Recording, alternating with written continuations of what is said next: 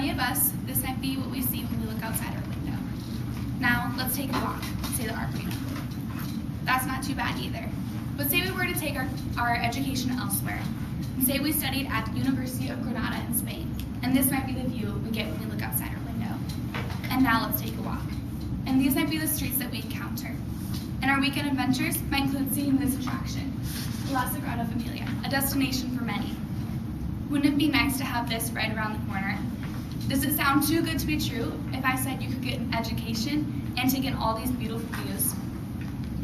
Well, maybe you've never considered studying abroad, but ever since I had an exchange student my junior year, I fell in love with the idea of studying abroad. I want to urge you to consider 4 weeks, a semester, maybe an entire year abroad. Now, while the beautiful views might be enough to get you out the door, there are many other reasons to studying abroad, like the opportunity to improve one's academics, or to help your resume stand out, or also because of the versatile options offered. So first, the academic impact. Elizabeth Redden, an academic journalist, talks about a study called the Glossier Project. This project was done by the 35 Institution University System of Georgia, and they looked at all their study abroad students from the years 2000 to 2010. What they did is they had their 19,000 students who in those years studied abroad. They compared them to a control group of around 17,000 students who had reached the same point in college as they did. And they compared their graduation rates as well as their GPA. So what they found is for the study abroad groups, for a regular graduation time, graduating on the 4-year mark, 49.6% graduated in the regular 4-year time span, compared to the control group of 42.1. And the GPA, the main GPA for the study abroad group was a 3.2, which increased to 3.3, whereas the control group was a 3.03, which only increased to 3.06. So there's definitely growth for both of them, but there was a bigger growth for the study abroad students. And Redden thinks that this is because the students who studied abroad also had a growth of intrinsically valuing education, so just learning to enjoy the learning process.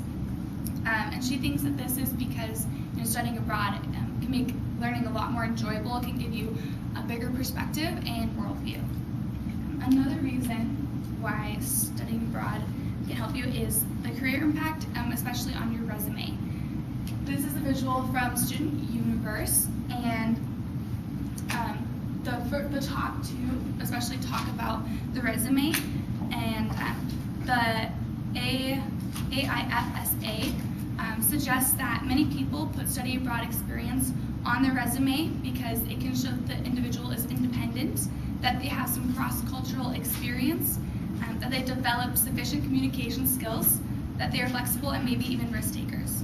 And so this visual from Student Universe is a study abroad organization that asked their customers why they think that their study abroad experience has helped them in their career or with their resume. These just are the percents. And then if you notice the bottom one, 85% just used it even as a simple conversation or starting conversation in an interview. So if anything else, it can help with that. And now, while these might also look good to us, they look good to employers as well. AIM Overseas, which is another study abroad organization, asked employers what they thought of students who had spent a semester or more abroad, and they agreed that 61% of employers agreed that overseas study experience is definitely positive on a resume. So now you might be asking, how do I start? And this might be the most exciting part of it all. Deciding where you want to go, or for how long, or through which program. Which brings me to my last point of how versatile studying abroad is. You could choose a short-term program through the school. This spring break here at Heston, there's a Russia trip offered. And so for $3,000 with housing and multiple museum entrances and meals included, you can go to Russia and get more of a hands-on kind of experience that's related to your major. But say you wanted a longer stay or something more classroom-based, there are so many different organizations that you can go through. Last semester, I had a friend who studied in Italy. through a program called CIS Abroad. And when I was talking to her about it, I was like, oh wow, I didn't know you knew Italian, and she doesn't. So there are so many English programs that can be abroad too. And my other concern was, I bet that's really expensive. And after talking to her, it's really not that expensive. So I looked online and kind of compared to what we pay for a semester. So we pay $12,412 a semester. And then comparing it to all of these places which are offered. First, you can see that the semester, it's not that expensive, and they do offer scholarship on top of this as well.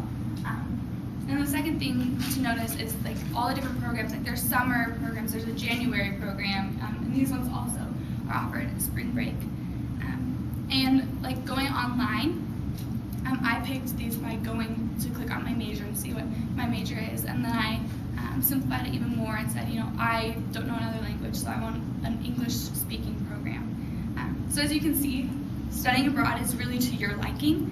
You can choose your location and the length, whatever fits you best or seems affordable.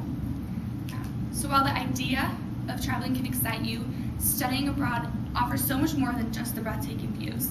Studying abroad can be a great stepping stone in both your academic and professional career in a way that fits you best. Besides, when else are you going to have a time to travel?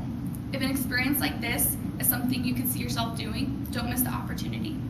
So let me ask you again, what's outside your window?